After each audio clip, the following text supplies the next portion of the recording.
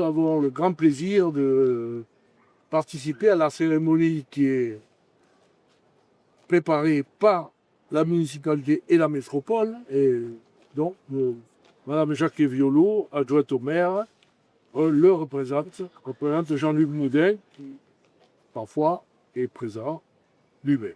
Mais c'est donc un grand plaisir pour moi d'être là, surtout que cette année, nous avons une innovation qui est venue spontanément. Les Jorésiens de Carmaux, et c'est quand même un symbole très fort, puisque c'est vraiment l'association qui a désigné Jaurès comme candidat socialiste en 1892 pour janvier 1893 et qui s'est perpétué. Et ils sont là. Ils sont là, et c'est très beau qu'ils soient là, puisque le mineur de Carmaux les attendait. Ce mineur qui est représenté sur le buste de l'ancienne statue, avec sa lampe, et il y a aussi une manifestation ouvrière, ou une manifestation pour la paix, et puis il y a aussi la Renaissance, la maternité, qui évoque le renouveau, et nous avons, avec Agathe qui est là, la présence d'une Jorésienne précoce qui a quelques mois. Alors, il y a 8 ans, nous avons, avec quelques amis universitaires et sous la direction de Vincent Duclerc, plus connu, nous avons publié un livre qui s'appelle Jaurès contemporain. Ce n'est pas pour faire la pub du livre, je ne sais pas, entendu, mais je crois que c'est pour insister sur le fait que Jaurès est vraiment, aujourd'hui, de plus en plus, notre contemporain. Il l'est pleinement. Il l'est pour le fait qu'il a été l'apôtre de la paix. C'est ce qui est inscrit, bien sûr, sur la plupart des monuments. Il est lié à ce combat perdu momentanément, mais jamais éteint. Le combat contre la guerre. Guerre à la guerre. C'était le thème de son discours très fort qu'il a prononcé à Bâle, à l'international, dans la cathédrale de Bâle, créée par l'autorité protestante de Bâle, en Suisse, guerre à la guerre. Et je crois qu'aujourd'hui, guerre à la guerre, c'est difficile, puisque nous avons ces conflits, ce n'est plus des enjeux de guerre, ce sont des guerres. La guerre d'Ukraine, depuis 5 ans bientôt, la guerre de Palestine, avec ce massacre épouvantable, ces massacres épouvantables, le massacre originel, l'attentat odieux qui a tout déclenché, et puis les pilonnages absolus de la bande de Gaza avec toutes ces victimes. On a pu parler à bon titre d'un début de génocide. Je crois que nous avons dénoncé ce danger dans notre association dès le début. Alors, ce qu'on rappelle peu, c'est que Jaurès a vraiment déployé tout ce qu'il avait en lui pour empêcher la guerre. Il a décrit d'une façon très précise ce qui allait se passer. Il a dit, ça ne va pas être une guerre courte avec la fleur au bout du fusil. On dit, vous pouvez l'imaginer, comme les nationalistes de la droite française le décrivaient. On va récupérer l'Alsace et la Lorraine, la fleur au fusil, à la baïonnette. Eh bien non. Et oui, ça va s'enliser, ça va durer des mois et des mois. Il va y avoir des centaines de milliers de morts et des centaines de milliers de maisons, d'usines détruites. Ça va être épouvantable. Il a décrit tout ça dans l'Humanité et dans la Dépêche, dont il a été un fidèle collaborateur pendant 30 ans. Pas l'oublier. Et il a travaillé. Il a travaillé au Parlement français pour nourrir une réflexion sur les alliances diplomatiques. En effet, il avait vu le danger des engrenages qui finalement a joué à entraîner la guerre de 14, avec l'assassinat de l'archiduc autrichien, et puis l'ultimatum à la Serbie, et le déclenchement par l'Autriche de la guerre, appuyée par l'Allemagne, qui, elle, a déclaré la guerre à la France.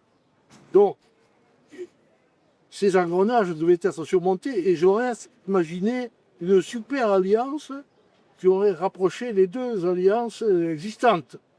Il était réjoui que la France ait pu réussir à bouger l'Italie, qui appartenait à la première alliance, la triplice avec l'Allemagne et l'Autriche, pour se rapprocher de l'autre alliance. Et finalement, vous savez, les Italiens sont rentrés en guerre en 1915.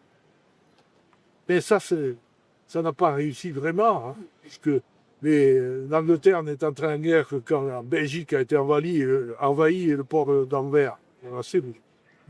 J'ai tendance à faire un cours d'histoire, je suis du bon, je suis prof d'histoire. Arrêtez-moi.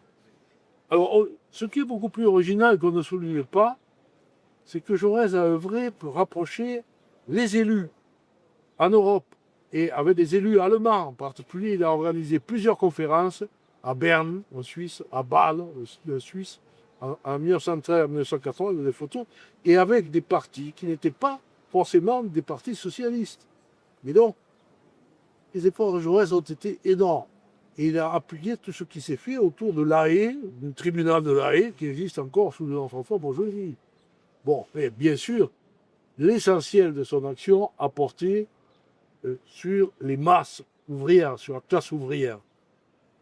D'abord, il a essayé de mobiliser l'Internationale, fondée en 1889, qui réunissait tous les partis socialistes d'Europe, et à faire voter des motions pour que, si la guerre devenait un danger imminent, il soit organisé un soulèvement général des classes ouvrières pour l'arrêter. Et ça n'a pas été possible. Ça n'a pas été possible. Donc, ça a été l'échec de l'international qui a entraîné le déclenchement de la guerre. Et l'assassinat de Jaurès a marqué finalement le début de la guerre. Ça a été le premier mort de la guerre, comme on l'a dit. Et donc, je crois qu'il faut souligner ce travail qu'a fait Jaurès. Je suis obligé aussi de rappeler que Jaurès, dès le début, a lié son combat social et économique au combat pour la paix. C'est son fameux discours de 1895. Votre société violente et chaotique porte en elle la guerre comme la nuée dormante porte l'orage. Et il a analysé ça précisément. Il a dit que dans les pays, les tensions internes, des luttes de classe qui pouvaient exister, étaient propices à nourrir des désirs de porter le conflit à l'extérieur, en trouvant des boucs émissaires, et aussi des boucs émissaires intérieurs. Et c'est le cas du racisme et de l'antisémitisme qu'il a dénoncé sans cesse. Donc, la lutte pour dépasser le capitalisme fait partie du message de Jean Jaurès. On ne peut pas l'ignorer. Et Jaurès a lutté pour la protection citoyenne. Il n'hésitait pas à se proclamer collectiviste pour l'organisation de la société. Mais il a toujours insisté sur le fait qu'il fallait protéger chaque citoyen dans son travail, dans sa vie personnelle, dans sa culture, et pourquoi il respectait par exemple la Languedoc. Et donc, je crois que tous ces messages, nous les avons au cœur, et aujourd'hui où tout est menacé, les guerres, la haine entre les nations, tout cela nous étreint. Le changement climatique aussi, avec toutes ces conséquences épouvantables que nous voyons se dérouler actuellement. Eh bien, Jaurès a publié des articles, non pas sur les incendies, il y a eu des incendies ponctuels, l'incendie Bazin à la Charité par exemple, mais en fait, c'était pas une période de changement climatique, mais il a insisté pour la protection des consommateurs, par exemple. Ça aussi, c'est négligé. On a mis le candidat en fait un bacin dessus. Et donc, notre association, par sa présence, cultive la mémoire de Jaurès, et surtout cultive le souffle de Jaurès, l'esprit de combat, un esprit de résistance qu'il a manifesté aux choses néfastes. C'est pourquoi nous avons toujours travaillé avec l'aide des collectivités locales, qui les tiennent toutes, conseil régional, conseil général et métropole et mairie de Toulouse, à cultiver la mémoire de Jaurès en jetant les jalons d'un parcours Jaurès à Toulouse. Il y a déjà une fresque, mais j'espère qu'il y aura une manifestation. Et puis nous n'avons pas le monopole, plusieurs germes seront déposés ici, c'est très bien. Et surtout aujourd'hui, nous avons une délégation de Carme. Et ça, vraiment, c'est quelque chose de très émouvant qu'on nous. Alors, Madame la maire, oui, c'est à vous, maintenant. Merci, merci beaucoup, merci pour ces mots, pour ce discours. Mesdames et messieurs les élus, religieux et présidents de l'association des amis de Jaurès de Toulouse, mesdames et messieurs les représentants de l'association de Carnot, parce que vous nous faites le plaisir de participer à cette cérémonie. Effectivement, Rémi Pech est très prolixe sur Jaurès et je ne me permettrai pas d'aller sur ce terrain parce qu'effectivement, en tant que professeur d'histoire, et vous avez une mémoire et une culture de tout ce qu'a pu faire Jean Jaurès après laquelle je ne viendrai pas. Je voulais simplement effectivement excuser Monsieur le maire président Jean-Luc Moudin qui ne peut pas être là aujourd'hui mais que vous transmet ses sincères amitiés. Toulouse en fait porte l'héritage de Jaurès partout, par ses écoles, par sa station de métro, par son université, dont vous avez été les professeurs et les présidents. Il a été conseiller municipal et adjoint au maire entre 1890 et 1893 et il est devenu député à l'âge de 26 ans, ce n'est pas rien. Il a été engagé, bien sûr, on l'a dit, au soutien des mineurs de Carmaux, au soutien d'Alfred Dreyfus. Il s'est opposé à la peine de mort et il a aussi soutenu les révoltes populaires. C'était un socialiste pacifiste dans une France de tension à l'aube de la Première Guerre mondiale. Jean-Luc Moudin, en 2018, avait déjà dit que sa pensée éclaire encore et toujours l'action publique, et c'est vrai. Il est une figure tutélaire de la gauche.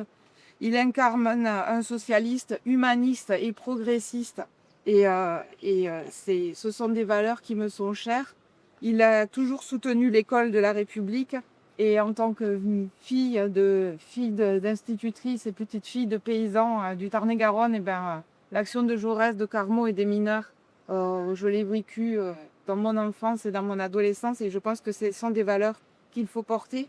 L'amour de la République, le goût du combat, malgré les dérives actuelles de certains, sont toujours au goût du jour.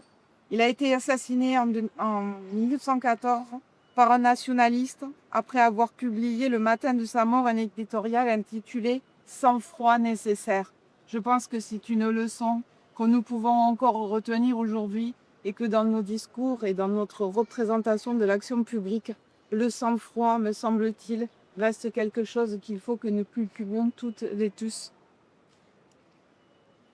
En tant qu'adjointe en charge de l'éducation artistique et culturelle, je terminerai en disant que Jaurès a été aussi un fervent soutien de la jeunesse et qu'aujourd'hui encore, je pense que dans tout ce que nous pouvons faire à Toulouse est parti pour la jeunesse. Et bien, si nous pouvons porter l'empreinte de Jean Jaurès, ben, je pense que ça sera un beau symbole et un bel hommage parce que notre jeunesse qui vit en paix ici en France et en Europe, peut porter des valeurs pour toutes celles et ceux, toutes ces jeunesses partout dans le monde qui sont arrêtées dans leurs rêves par des guerres infâmes, on peut l'appeler. Et donc je pense qu'effectivement, on peut mettre l'hommage à Jean Jaurès aujourd'hui sous le signe de la jeunesse, sous le signe de l'éducation. Et comme conclusion, je dirais que Toulouse respire Jaurès, et Toulouse aime Jaurès. Et que Toulouse et Jaurès. Merci, mesdames et messieurs. Merci à vous.